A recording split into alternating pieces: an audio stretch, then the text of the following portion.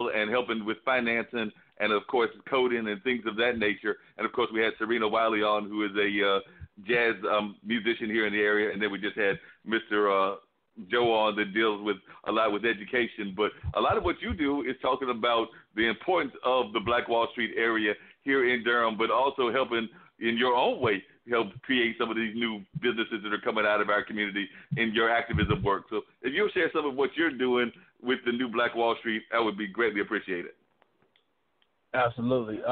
So I think the biggest work, the most impactful work that I'm able to be involved with largely as a co-founder of Black August in the Park. And through Black August in the Park, I guess I would consider myself as kind of a cultural organizer. And so we bring together thousands of Black folks in the name of commemorating Blackness and celebrating Blackness and supporting Black businesses and lifting our culture up and celebrating in a way that we feel like it's not necessarily seen kind of in the new Durham as it develops. And so we do it through three major events. We have our main event, Black August in the Park, which is a Black Joy based festival where we bring several thousand people. We got a DJ, we got Black food trucks, we got several social justice organizations, Black-led social justice organizations who set up little mini installations to tell you about their work. So it's really just we use Black Joy as a mechanism for freedom and liberation and to connect people with contemporary social justice work.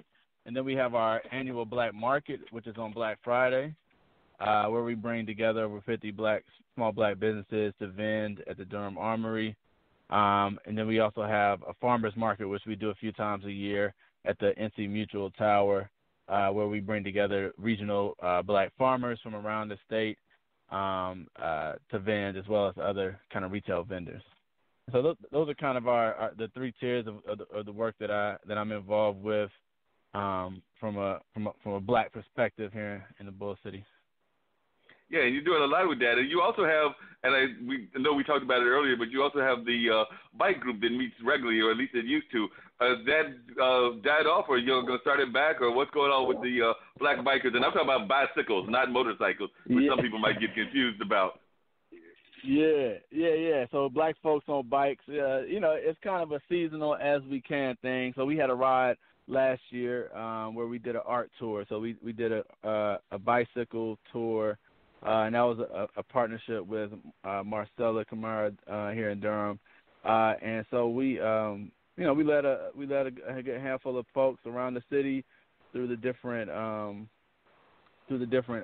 art installations and murals. We talked about the history, the artists, and how it came about.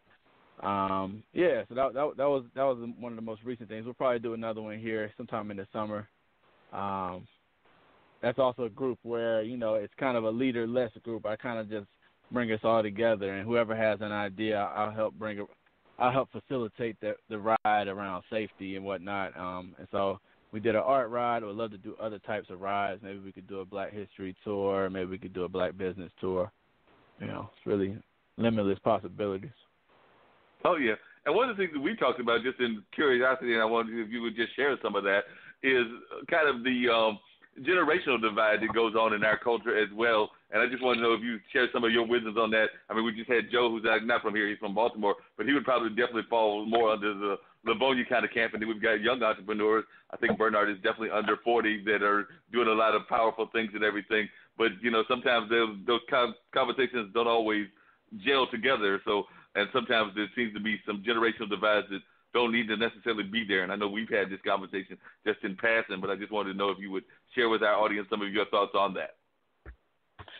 Yeah, I think that's a large part of all of the work that I'm involved in is how do we, not just generationally, but throughout different modes of Blackness, whether it be socioeconomic or whether it be diasporic, how do we as Black people just kind of come together?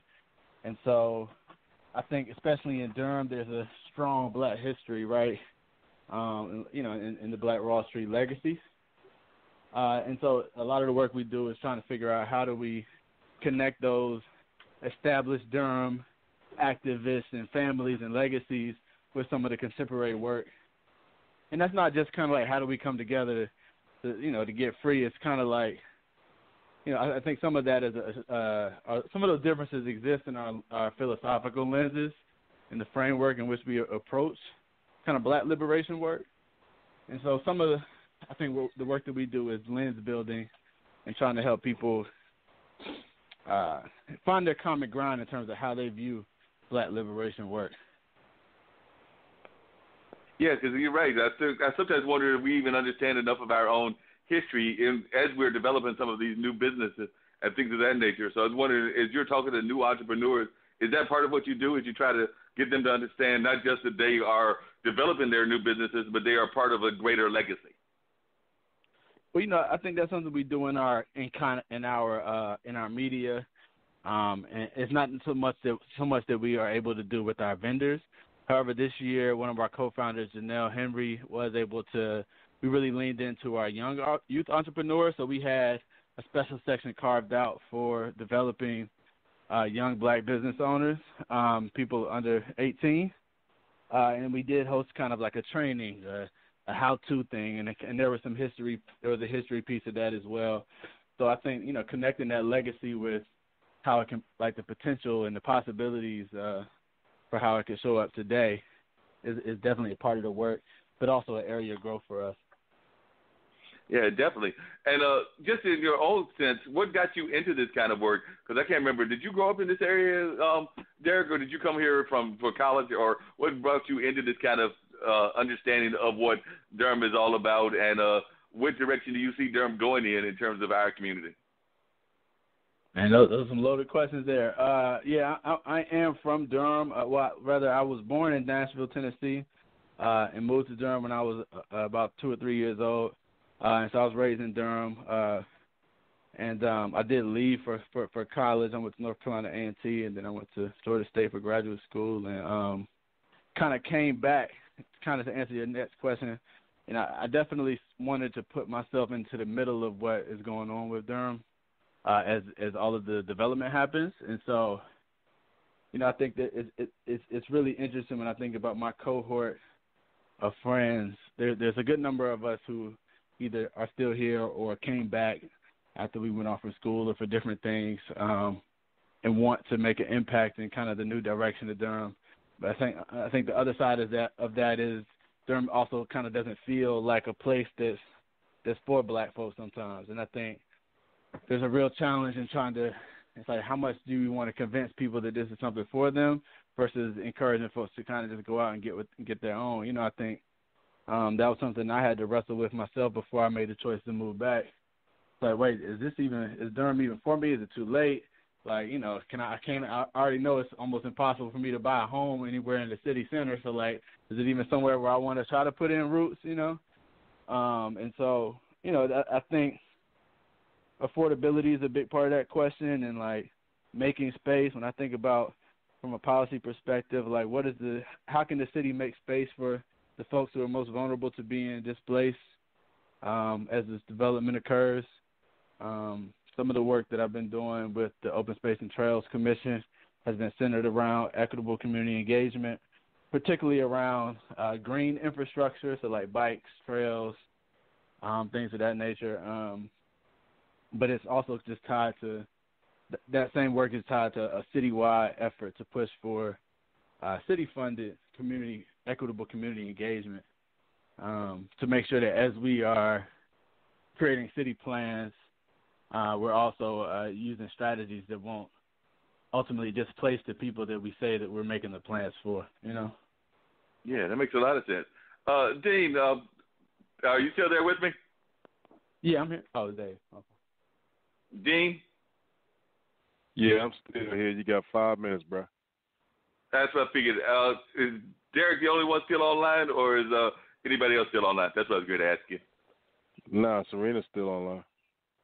All right, Serena. Well, both Serena and Derek, if you could, where do you think, and we'll start with Serena first, because I've only got 5 minutes. How do you feel Durham is doing in terms of being welcoming to the whole community and just being a place for both African Americans as well as young people in general. And then I want to hear Derek as well. And like I said, I've only got about 5 minutes. I have to bring both of you back on in the near future. Like I said, we had a lot of time. I mean, we had 2 hours and had a lot to unpack. And I'm glad you were able to join me at the end, Derek. I knew that you did say that there was some conflict about our schedule, and I wanted to try to get at least a little bit of what you're about on. But I definitely want to get you back on. And about a minute in there, I'll say who we've got next week, which is also going to be can incorporate some of this discussion as well. But if you'll go ahead, Serena, and just what's your feel as you've been living here now for a while as to how Durham is doing in terms of our communities? All right. Well, pardon me of the background. It's dinner time.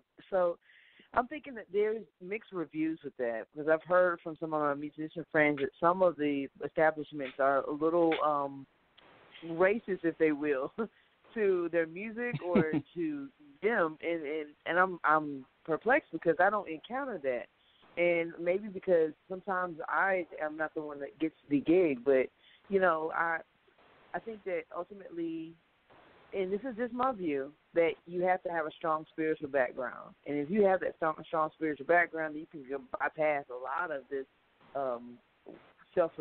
this racism that is going on. Yeah, there's a lot of stuff that happens because we don't have a strong foundation. So I kind of see it happening, but at the same time, I welcome it because change is good. Change is good. I mean, if it means sad to say, a cleaner environment, then maybe that'll be a wake-up call for us to get our acts together, which I do believe we're getting our acts together. We just have to have that strong backing, and I think that people, that are trying to help out small businesses, are bypassing the fact that racism exists because you're trying to help out a small community to, help out a bigger institution, if you will. I mean, we could talk about this a lot more, but I know I only have like a couple of minutes. So yeah, I kind of have a mixed review about it.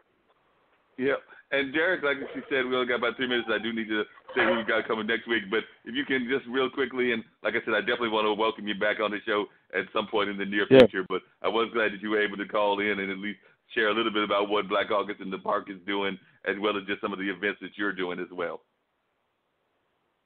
Yeah, to share again? I was saying I was thanking you for being on the show, but I did want to hear just if you could real quickly your views as to how Durham is doing in terms of creating opportunities for our people.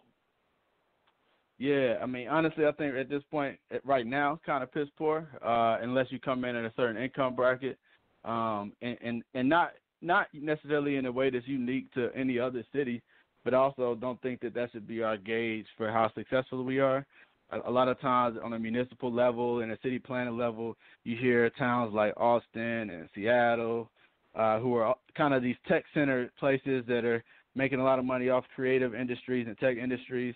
And that's good. Those are also industries that I'm connected to directly or tangentially, but I think both of those industries have real access to or barriers to access for our folks. And so when we look at those cities as examples, it's like we overlook the displacement and we overlook like who's really thriving in those cities. And are those cities, are those strategies creating more issues, or are they just, or are they eliminating issues, or are they amplifying, the existing wealth inequality and education inequalities and housing inequalities that have existed and been, systemically implemented? Great example. I was just talking to my, I think a great example is the issue of like drumming in Durham Central Park, right? The new residents calling the police on the drummers, and it's like, what is the true identity that we want to be our city to be represented by culturally, economically, and infrastructurally? And I think that's just one of those great examples of how, there's a thriving culture here in Durham, and we are at risk of losing it all. The thing that all the people are moving to Durham for, we're kind of at risk of losing all of those things in the name of progress. And it's like, who is the progress for? If it's not for everybody, I wouldn't dare call it progress.